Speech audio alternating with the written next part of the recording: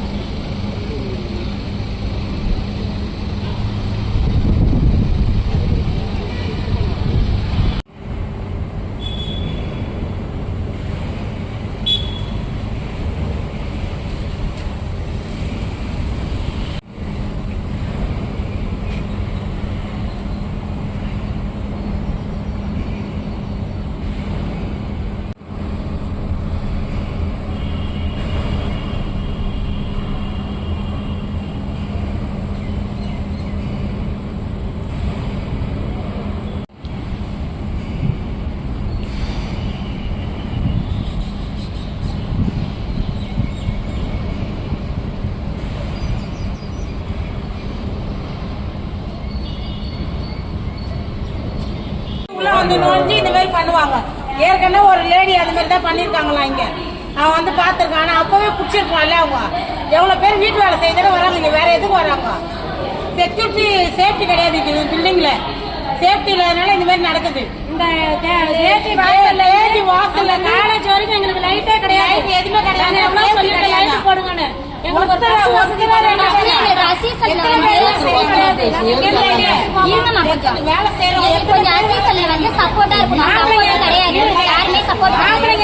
கூட்டிட்டு போயிடுறாங்க வண்டியில. ஆம்பளைங்க இல்லாத நாங்க லேடிஸ் எப்படி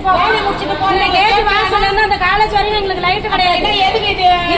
6 மணிக்கு மேல கடை போக முடியல வெளியில. நாங்க வந்து ஏதாச்சும் ஒரு கம்ப்ளைண்ட் கொடுத்தா அவங்க உடனே எடுக்கணும். ஆக்சன் எதுவுமே எடுக்க மாட்டாங்க. அவங்க கிட்ட அப்புறம் எதுக்கு நாங்க வேலைக்கு வரோம்? அப்ப சேஃப்டி இல்லாத எப்படி வேலை செய்வாங்க? இது அசிஸ்டன்ட்ல காலையில சொல்லிருக்காங்க. கம்ப்ளைண்ட் காலையில நாங்க துரத்திட்டு போறோம். 3 பேரு ஆம்பளைங்க எல்லாம் வேடிக்கை பாக்குறாங்க நின்னு. அப்புறம் எதுக்கு ஆம்பளைங்க இருக்காங்க?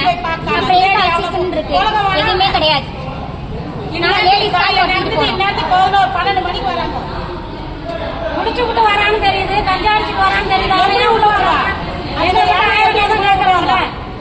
அலம் பண்ணலாமா? அந்த மாதிரி எதுக்கு ஒண்ணும் உள்ள விடாதான் அவனை நிக்க வச்சு அப்ப உள்ள சுத்தி எத்தனை செக்யூரிட்டி இருந்தா என்ன இருக்குது? எல்லாம் இருக்குது. பாத்துக்க மாட்டாங்க. வெளியில எவ்வளவு பேர் பிள்ளைங்களை குழந்தைகளை விட்டுட்டு வெளியில போறாங்க. வெளியே என்ன பாதுகாப்பு? நீங்க போய் அதை கேட்டா என்ன சொல்றாங்க? அதுக்கு நீங்க போய் கேட்பீங்களா? கேட்டதுக்கு இத்தனை பேர் செக்யூரிட்டி இருக்கீங்களா? என்ன மூலிகமா போட முடியும்? அது எப்படி நீ அப்படின்னு உங்களுக்கு தான் பேசணும். மெயின்ல இருந்துட்டா போதுமா? இந்த சைட்லயும் கேப் இருக்குதா? பில்டிங் இருக்குது. அங்கேயும் துரத்திட்டு போயிருக்காங்க. யாரா தத்தின்னு போகக்கூடாது. செக்யூரிட்டிடா அப்ப பாதிப்பு பட்ட முடியாதுன்னா ஒன்னு ஆச்சு. கொலையே பண்ணிட்டு போயிட்டான். அப்புறம் என்ன சொல்லுவாங்க? தெரியாதுன்னு சொல்லுவாங்க. இங்க இருக்கிறவங்களுக்கு அந்த மாதிரி பிரச்சனைனா அவங்க என்ன பண்ணிருப்பாங்க? இப்ப நாங்க வேலைக்கு பாஸ் பண்ணுங்க நடந்து போயிட்டு இருந்தேன். அப்போ